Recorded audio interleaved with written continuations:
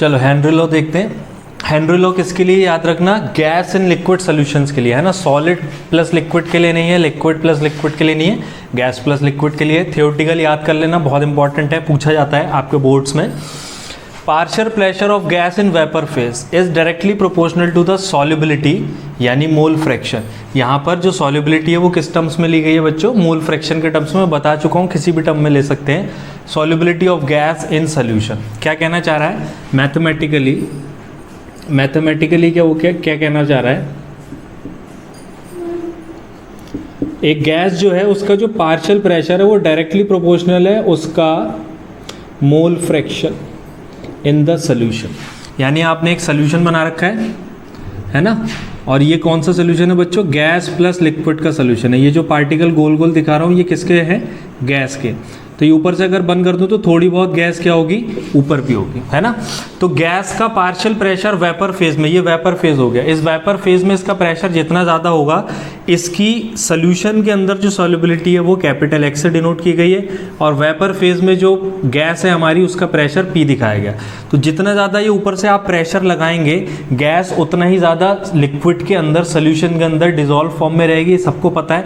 Cold drink का example फिर से लेते हैं। कोल्ड ड्रिंक को हाई प्रेशर पर बंद किया जाता है, नाइट्रोजन उसके अंदर डाली जाती है, आपको पता है नाइट्रोजन जो है CO2 को दबा कर रखती है। एक बार आपने ढक्कन खोल दिया तो बहुत तेज़ी से गैस के बाहर निकलने की आवाज़ आती है, वो नाइट्रोजन गैस ही होती है। एक बार कोल्ड ड्रिंक खुल गई उसके बाद आप उसको कितना भी टाइट बंद करके और फ्रिज में रख दो, पुराना वाला टेस्ट नहीं आ सकता। अगर आप उसको एक आध दिन रख कर पियेंगे तो टेस्ट उसका थोड़ा सा खराब ही हो जाएगा, क्योंकि CO2 धीरे धीरे निकलना शुरू हो जाती है ना। और जब तक आपने उसका ढक्कन नहीं खोला है, सील नहीं खोली है, तो कितने भी दिन वो रखी रहे उसका टेस्ट वैसे रहेगा, क्योंकि नाइट्रोजन ऊपर से उसको दबा कर रखी हुई है।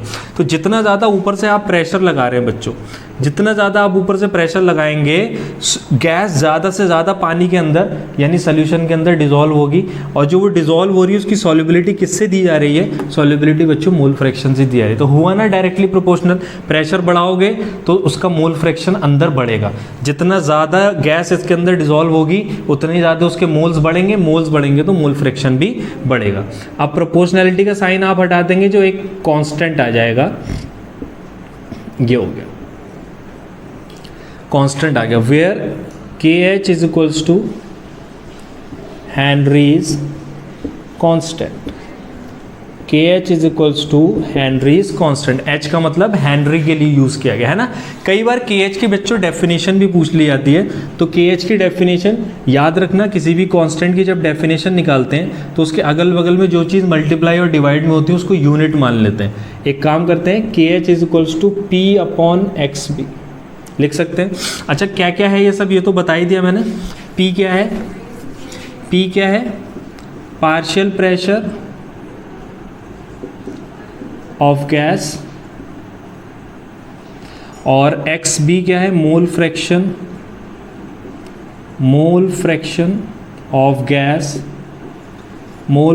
ऑफ गैस इन सोल्यूशन के अंदर, है ना। तो XB को let XB is equals to 1, तो KH बच्चों किसके बराबर आ जाएगा, let XB is equals to 1, तो KH बच्चों किसके बराबर आ जाएगा, P के बराबर आ जाएगा। तो हम क्या बोलेंगे, KH Henry constant is equals to the partial pressure when mole fraction of solute यानी mole fraction of gas is unity. ये डेफिनेशन आप खुद से लिख लेंगे, क्या लिखेंगे, Henry's constant is equals to the partial pressure of gas when the mole fraction of gas in solution is unity. ये हमारी यहाँ से इसकी डेफिनेशन निकल कर आ जाएगी, और ये हमारा हेनरीज लॉ था जो कहता है pressure is directly proportional to solubility. और सॉल्युबिलिटी बच्चों यहाँ पर हेनरी ने किस टर्म्स में ली है, मोल फ्रैक्शन के टर्म्स में ली है। और भी बहुत सारे इसके कई सारी मॉडिफाइड फॉर्म है, डेल्टन वगैरह ने इसको मॉडिफाई किया है, कई बार इसको मास के टर्म्स में भी लिया गया है, लेकिन जो हम एग्जाम में बोर्ड में जो यूज़ करेंगे, जो NCERT में दे रखा है वो यही वाला फॉर्मेट दे रखा है, तो यही वाला हमें यूज़ करना है, आप नोट कर लीजिए।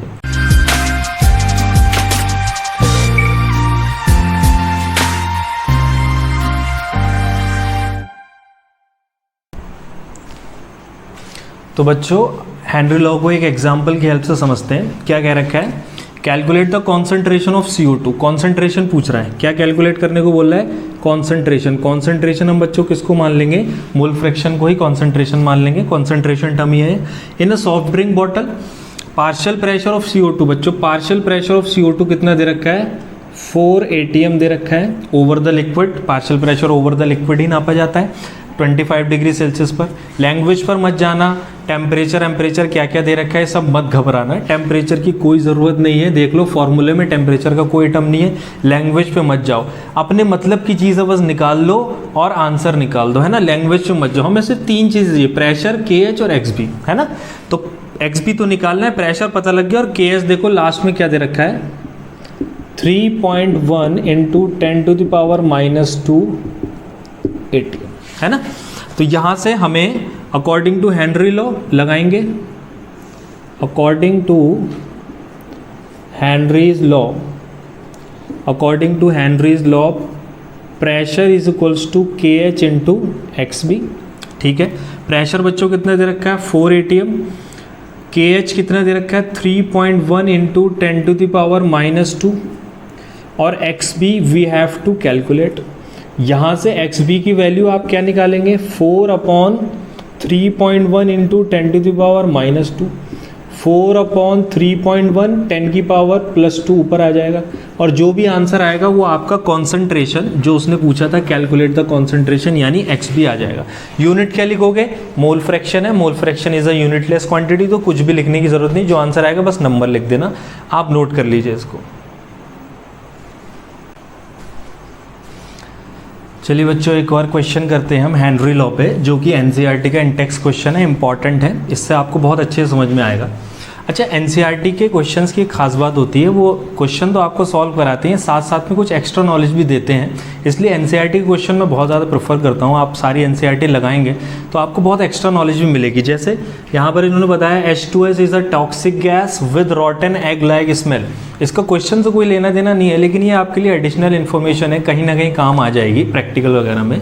तो H2S is a toxic gas with रॉटन egg like smell is use for qualitative analysis if the solubility, यहाँ से मेन क्वेश्चन शुरू हुआ, सॉल्युबिलिटी दे रखी, देखो solubility of H2S in water at STP। STP बहुत अच्छे से जानते हैं बच्चों आप, स्टैंडर्ड टेम्परेचर है। प्रेशर कितना होता है यहाँ पर 1 atm, और टेम्परेचर बच्चों कितना माना जाता है 0 डिग्री सेल्सियस। STP का मतलब ये होता है। तो सॉल्युबिलिटी बच्चों क्या दे रखी है, ध्यान से देखो, 0.195 मोलैलिटी, मोलैलिटी दे रखी है, सॉल्युबिलिटी दे रखी है 0.195 मोलर, स्मॉल m का मतलब molarity, but we need mole fraction, क्योंकि हम जो फार्मूला लगाने वाले हैं उसमें मोलैलिटी का कोई काम नहीं, वहाँ पर मोल फ्रैक्शन की ज़रूरत है। तो सबसे पहला काम तो ये करना है, मोलैलिटी को किस में कन्वर्ट करना है, मोल फ्रैक्शन में कन्वर्ट करना है, ठीक है। और दूसरा क्या है, KH कैलकुलेट करना है, KH कैलकुलेट करना है।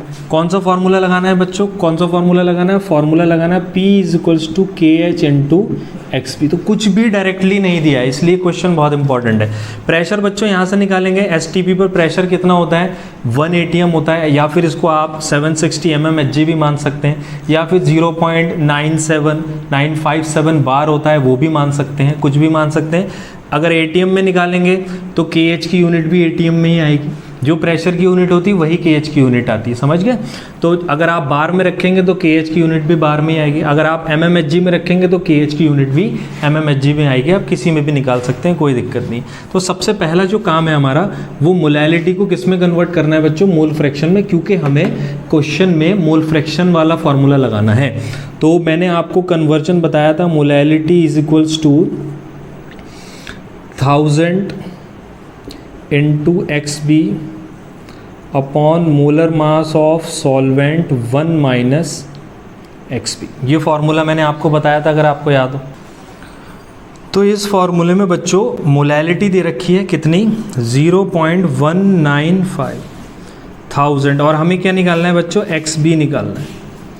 Molar mass of solvent, MA क्या है बच्चों, मोलर मास, A का मतलब क्या होता है, सॉल्वेंट होता है। क्वेश्चन पढ़ो जल्दी से, बताओ सॉल्वेंट क्या है, सॉल्वेंट क्या है, सॉल्वेंट क्या है, सॉल्वेंट वाटर है। तो मोलर मास ऑफ सॉल्वेंट यानी 18, 1 माइनस XB। इसको आप सॉल्व करेंगे तो ये इधर आ जाएगा 0.195 into 18 1 minus XB is equals to 1000 XB। तो आप इन दोनों को मल्टीप्लाई कर देंगे तो ये आ जाएगा 3.18 को 0.195 से 3.51 1 माइनस XB और ये हो गया 1000 XB।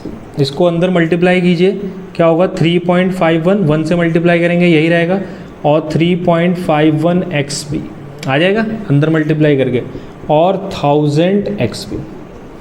अब क्या करेंगे, XB वाले एक साइड ले जाओ, तो ये देखो ये वाला XB जब आप उस साइड ले जाएंगे, अभी माइनस में उस साइड जाकर प्लस में हो जाएगा। 3.51 is equals to 1000 XB plus 3.51 XB। XB common आ रहा है बच्चों, ब्रैकेट के बाहर ले लो, इन दोनों को ऐड कर दो, अंदर क्या आ गया 1000 प्लस 3.51 आ गया, इन दोनों को ऐड करो कितना आएगा 1003.51 XB और यहाँ क्या है 3.51। इसको डिवाइड करो, नीचे ले जाओ, XB इधर ही रहेगा और ये नीचे आकर डिवाइड कर दो इसको, तो ये हो जाएगा 3.51 अपॉन 1003.51 और ये लगभग 0.0035 आपका XB जो है मोल फ्रैक्शन आ जाएगा। मोल फ्रैक्शन आ गया, सिंपल है, ये वाला फॉर्मूला लगाना है, ये पढ़ा चुका हूँ पीछे कॉन्सेंट्रेशन टर्म में, सीधे हमने XB निकाल दिया।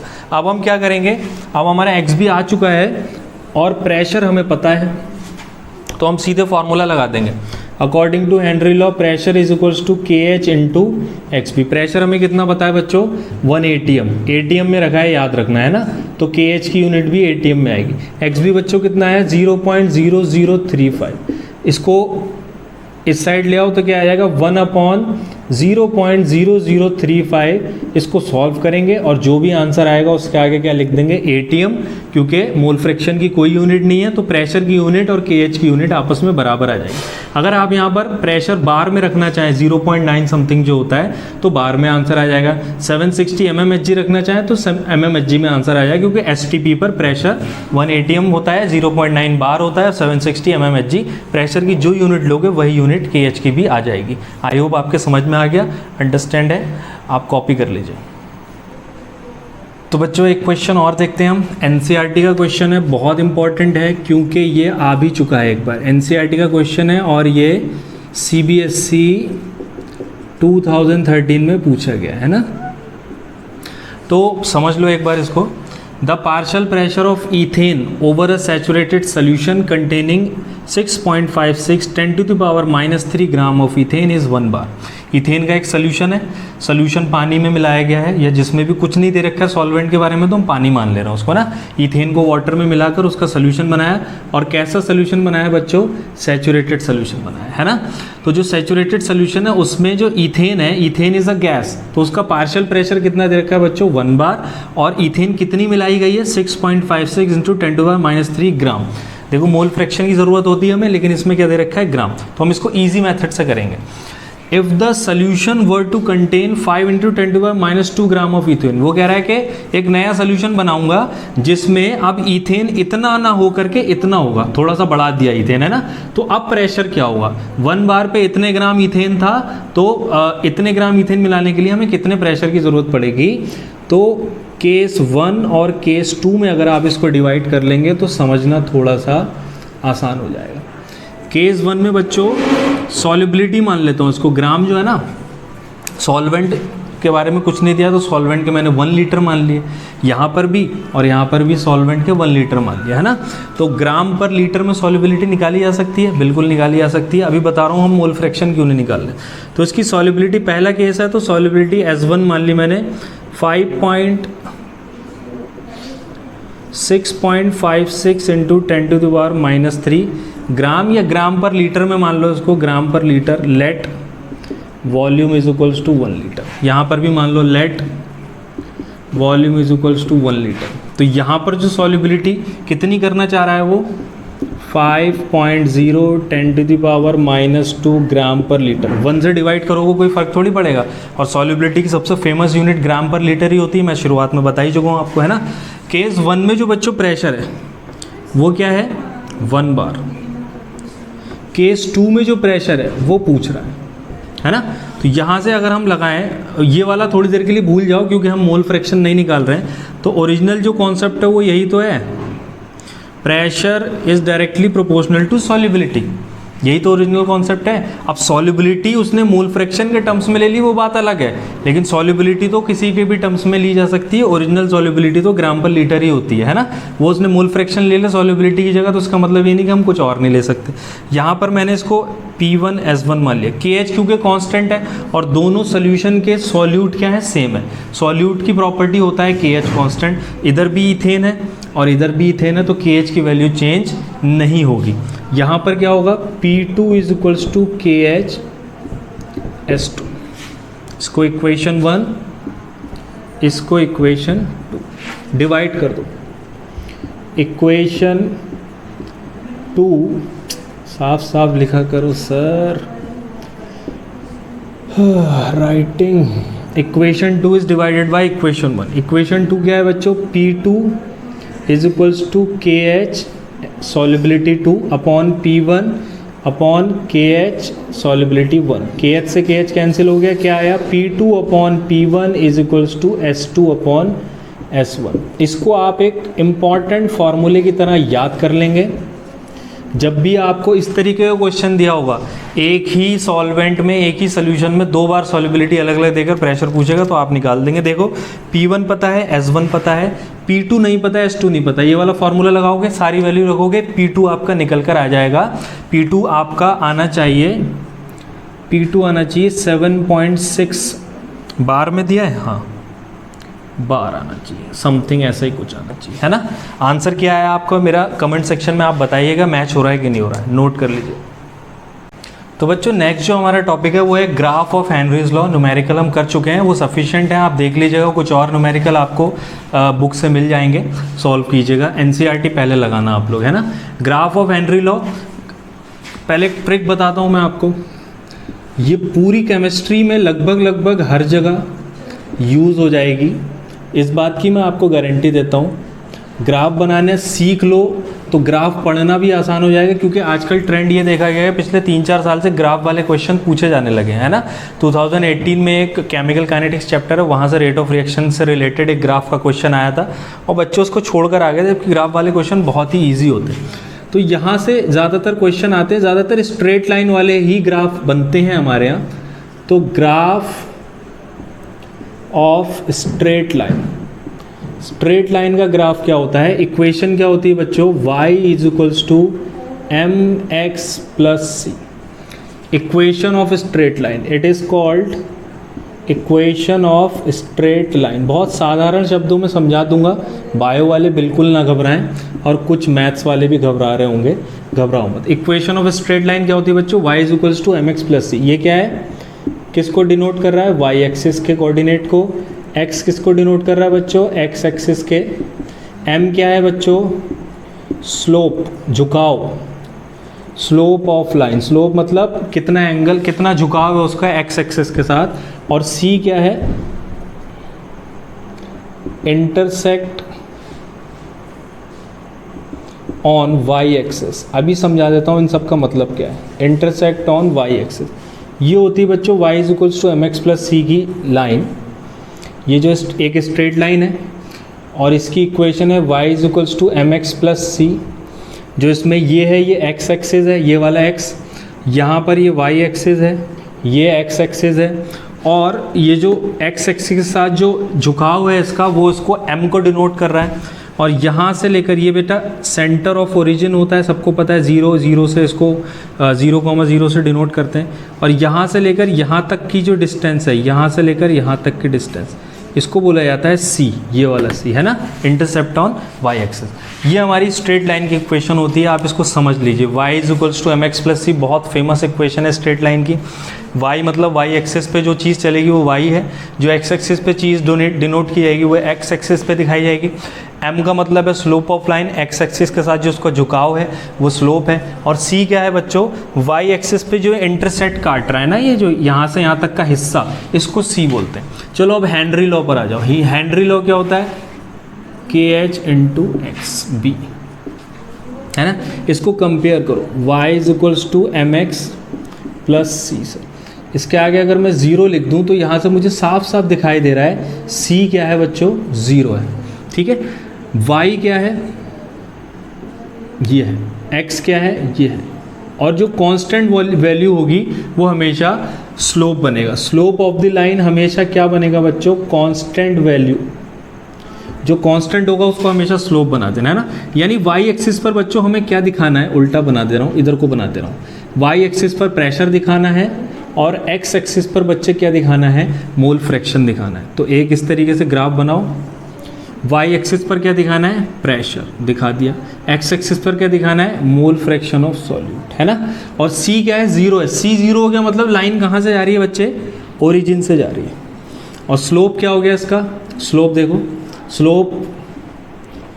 स्लोप ऑफ द लाइन किसके बराबर है बच्चों, के एच के बराबर है। स्लोप ऑफ द लाइन के एच के बराबर है। तो ये हमारा जो है उस वाली ट्रिक्स है, y is equals to M X plus C से हमने इसको कंपेयर किया तो ग्राफ ऑफ हेनरी लॉ आ गया। सिंपल है, नीचे से ऊपर की तरफ को जाना है, आप रेड भी सकते थे, मैंने आपको इसके पीछे का लॉजिक समझा दिया। लॉजिक से समझोगे, ग्राफ्स बहुत ईजी होते हैं। कभी कोई क्वेश्चन फंस गया, स्लोप से रिलेटेड कोई क्वेश्चन पूछ लिया कि के एच होता है कि क्या होता है, तो आसानी से आ जाएगा आपको, है ना, नोट कर लीजिए। तो बच्चों नेक्स्ट टॉपिक है हमारा सिग्निफिकेंस ऑफ के एच। के एच क्या है, हेनरीज कांस्टेंट, वेयर के एच इज, आपको याद होगा, मैं फिर भी लिख देता हूँ, हेनरीज कांस्टेंट, है ना।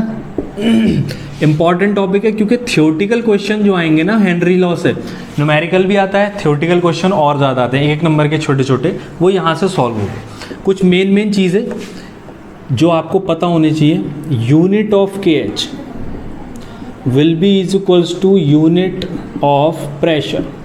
याद रखना, जो प्रेशर की यूनिट होगी बच्चों वही किसकी यूनिट आएगी, के एच की यूनिट आएगी, क्योंकि pressure is equals to K H into X B, mole fraction. ये क्या है, मोल फ्रैक्शन है।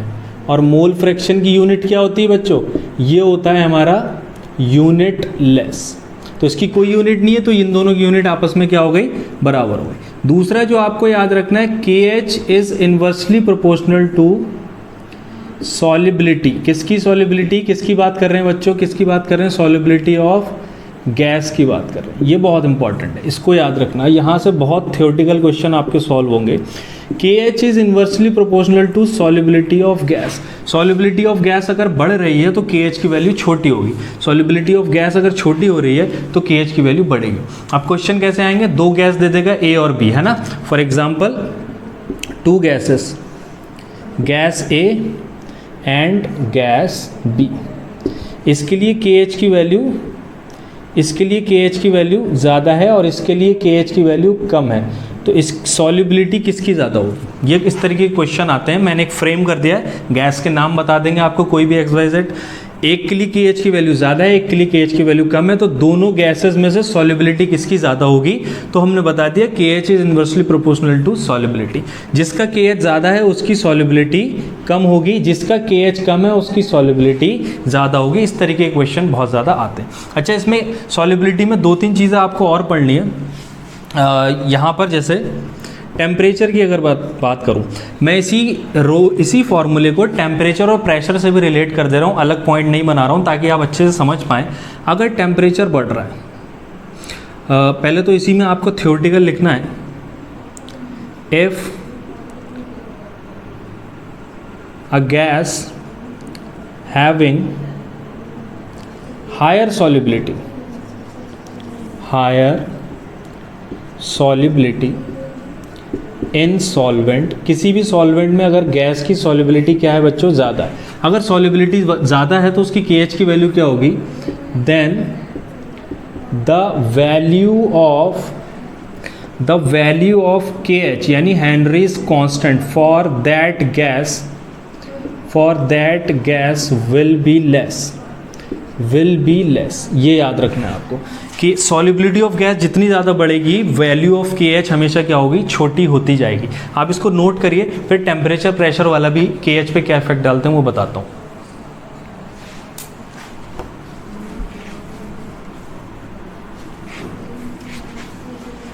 चलिए, ये सब सॉल्युबिलिटी ऑफ गैस के लिए चल रहा है, तो इसी के अंदर मैं टॉपिक बना देता हूँ, एक पॉइंट बना देता हूँ। अगर मैंने टेम्परेचर बढ़ाया बच्चों, टेम्परेचर बढ़ाया तो गैस जो है पानी के अंदर या सोल्यूशन के अंदर रुकेगी या बाहर निकल जाएगी, तो सॉल्युबिलिटी क्या हो जाएगी बच्चों, कम हो जाएगी। अगर टेम्परेचर बढ़ रहा है बच्चों तो सॉल्युबिलिटी क्या हो रही है, कम हो रही है। इसका मतलब KH की वैल्यू क्या हो जाएगी, बढ़ जाएगी, है ना। अगर प्रेशर बढ़ा रहे हो तो प्रेशर बढ़ा रहे हो यानी गैस को ऊपर से दबा रहे हो आप, प्रेशर बढ़ा रहे हो, गैस को दबा रहे हो, तो गैस भाग पाएगी, नहीं भाग पाएगी, कहाँ रहेगी, सोल्यूशन के अंदर रहेगी। तो सोल्यूशन के अंदर उसकी सॉल्युबिलिटी बढ़ गई, तो प्रेशर बढ़ाने पर सॉल्युबिलिटी भी बढ़ जाती है। सॉल्युबिलिटी अगर बढ़ गई तो KH की वैल्यू क्या हो जाएगी बच्चों, KH की वैल्यू हो जाएगी कम। ये दो चीज़ें हमें याद रखनी है। फिर ये नोट कर लीजिए, एक क्वेश्चन करते हैं जो बोर्ड के लिए थ्योरेटिकल बहुत इंपॉर्टेंट क्वेश्चन है, नोट कर लीजिए। तो सिग्निफिकेंस ऑफ KH में बच्चों एक क्वेश्चन आपके लिए है, सेम टेम्परेचर पर hydrogen is more soluble than water in water than the helium. Hydrogen is more soluble in water than helium gas, है ना। Which of them has higher value of KH and Y. तो हमें पता है KH और solubility में बच्चों क्या रिलेशन होता है, ये इन्वर्सली प्रोपोर्शनल होते हैं। Solubility of gas inversely proportional होते हैं। अब क्या होगा, सॉल्युबिलिटी किसकी ज़्यादा है, H2 इज़ मोर सॉल्युबल, तो हाइड्रोजन की सॉल्युबिलिटी ज़्यादा है, तो हाइड्रोजन की KH वैल्यू क्या होगी, the value of KH, the value of KH for, अच्छा क्या पूछा, which of them has higher value of KH। Higher value of KH किसके लिए ज़्यादा होगी बच्चों, जिसकी सॉल्युबिलिटी कम है। सॉल्युबिलिटी दो गैसेज हैं, H2 एंड हीलियम।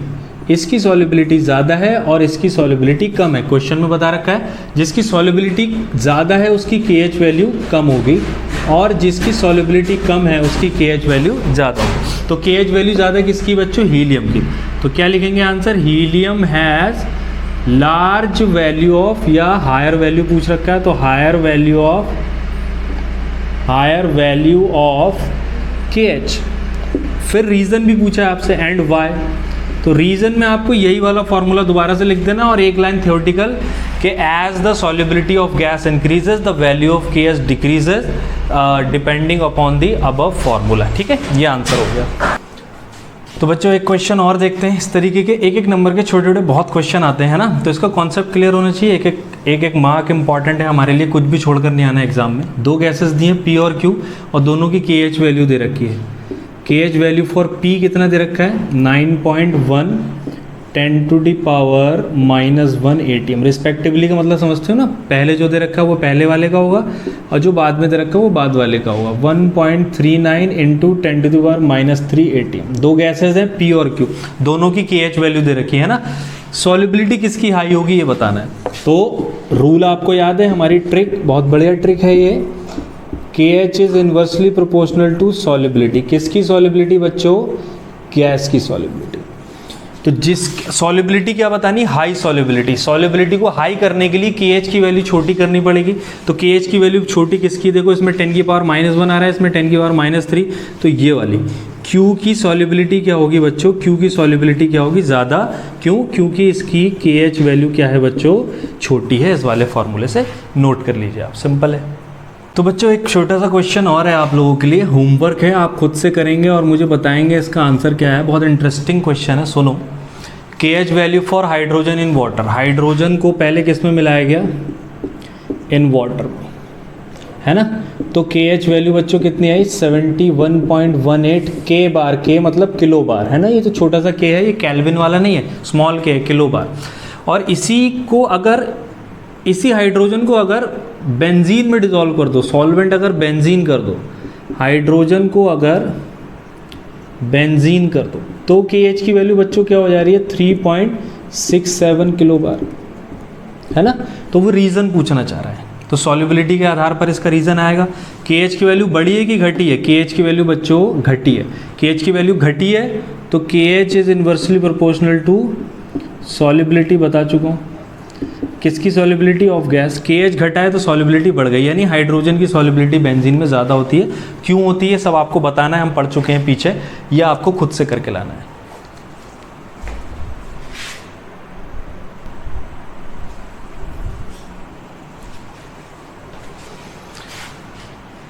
तो बच्चों आज का जो हमारा लास्ट टॉपिक है वो है application of Henry's law. Important है, यहाँ से थ्योरेटिकल क्वेश्चन आना ही आना है, पक्का है ना।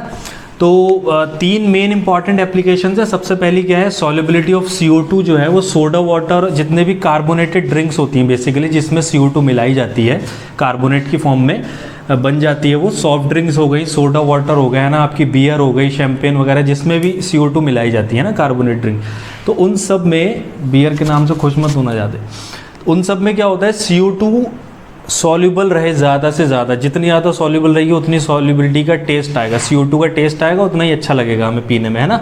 तो उसके लिए bottle is sealed under high pressure, bottle को हाई प्रेशर पर उसके ऊपर नाइट्रोजन भर दी जाती है, कुछ और भरकर इनर्ट गैस भर के हाई प्रेशर पर बॉटल को सील करते हैं ताकि CO2 बाहर ना निकलने पाए। दूसरा क्या है, जो स्कूबा डाइवर्स होते हैं, डीप सी डाइवर्स जो पानी के अंदर जाते हैं ना, गोताखोर, वो जब अपना जो बैग होता है उनका जो एयर का टैंक होता है, प्योर, ढक्कन गिर गया, तो जो स्कूबा डाइवर्स होते हैं वो प्योर एयर नहीं लेकर जाते हैं, क्योंकि जब वो अंदर जाएंगे पानी के अंदर प्रेशर बढ़ता है, और प्रेशर हमें हेनरी लॉ से पता है कि pressure is directly proportional to solubility. तो पानी के अंदर जाएंगे तो ज़्यादा से ज़्यादा सांस लेंगे, और सांस लेंगे तो ऑक्सीजन अंदर जाएगी, तो वो ब्लड के अंदर ऑक्सीजन की सॉल्युबिलिटी बढ़ जाएगी। अब एयर लेके जा रहे हैं तो एयर में नाइट्रोजन भी होती है ना, और नाइट्रोजन का अगर कॉन्सेंट्रेशन हाई हो जाए ब्लड के अंदर तो उसके टॉक्सिक इफेक्ट्स आते हैं, खतरनाक इफेक्ट्स आते हैं, जिनको जनरली हम बेंड्स के नाम से जानते हैं, बेंड्स, है ना। जब ये स्कूबा डाइवर ऊपर निकल कर आएगा, पानी के अंदर से बाहर निकल कर आएगा, तो प्रेशर दोबारा से डिक्रीज़ होगा, प्रेशर डिक्रीज़ होगा तो सॉल्युबिलिटी भी डिक्रीज़ होगी, तो ये नाइट्रोजन जो अभी सॉल्युबल हुई है ब्लड के अंदर, ये बाहर भी आना शुरू होगी। जब बाहर आना शुरू होगी बबल्स की फॉर्म में, तो हमारी जो वेन्स हैं वो रैप्चर भी हो सकती हैं, हमारी मसल्स में जो है बबल्स बन के फूट गया अगर वो, तो दिक्कत आ जाएगी, है ना। वो सारी चीज़ होती हैं। इस वजह से क्या होता है, जो हम स्कूबा डाइवर्स का जो टैंक होता है उसमें प्योर एयर ना मिला करके उसमें थोड़ी सी क्या मिला देते हैं बच्चों, हीलियम। हीलियम से क्या कराया गया है, इसका डाइल्यूशन, प्योर एयर ना दे करके हीलियम से इसका डाइल्यूशन कराया गया है। परसेंटेज याद करने की ज़रूरत नहीं है, वो खाली आपके रेफरेंस के लिए लिखी हुई है, याद कर लो तो अच्छी बात है ना। हीलियम थोड़ी सी मिलाई जाती है, तो हीलियम बेसिकली यहाँ पर ऑक्सीजन कैरियर का काम करती है, ऑक्सीजन को एक जगह से दूसरी जगह ले जाती है, नाइट्रोजन को सॉल्युबल होने से बचाती है। और जो हायर एल्टीट्यूड्स पर जो लोग रहते हैं, या जो क्लाइंबर्स होते हैं, जो माउंटेनियर्स होते हैं, जो हाई उस पे जाते हैं, जब वो हायर एल्टीट्यूड पे जाते हैं वहाँ पर आपको पता है ऑक्सीजन का कॉन्सेंट्रेशन कम है, ऑक्सीजन का पार्शियल प्रेशर वहाँ पर कम होता है, तो ब्लड के अंदर पूरी तरीके से ऑक्सीजन की सप्लाई नहीं मिल पा रही है, तो हमारी बॉडी के ऑर्गन्स प्रॉपर फंक्शनिंग नहीं कर पाते हैं। उसका सबसे ज़्यादा इफेक्ट हमारे नर्वस सिस्टम पर पड़ता है। जो हमारा ब्रेन है वो आसपास की कंडीशन को अच्छे से भांप नहीं पाता, उसकी डिसीजन मेकिंग पावर कम हो जाती है, तो हमें इधर उधर की, जैसे किसी को भूत वगैरह दिखाई देने लगते हैं, है ना, किसी को दो लोग, जो लोग एग्जिस्ट ही नहीं करते हैं ऐसी क्रिएचर्स दिखाने लगती हैं, चक्कर आने लगते हैं, सुनने में देखने में तकलीफ होने लगती है। तो ऐसी कंडीशन जो होती है इसको बोलते हैं एनोक्सिया, है ना। ये किसकी वजह से होती है, low blood oxygen causes climber to become weak and make them unable to think clearly. जो डिसीजन मेकिंग पावर है वो कम हो जाती है, क्यों, क्योंकि ब्लड के अंदर ऑक्सीजन का कॉन्सेंट्रेशन कम हो जाता है। ये सारी की सारी हेनरी लॉ पे बेस्ड एप्लीकेशन है ना। ये आप कंप्लीट कर लीजिए, लिख लीजिए, यहाँ पर हमारा हेनरी लॉ कंप्लीट हो जाता है।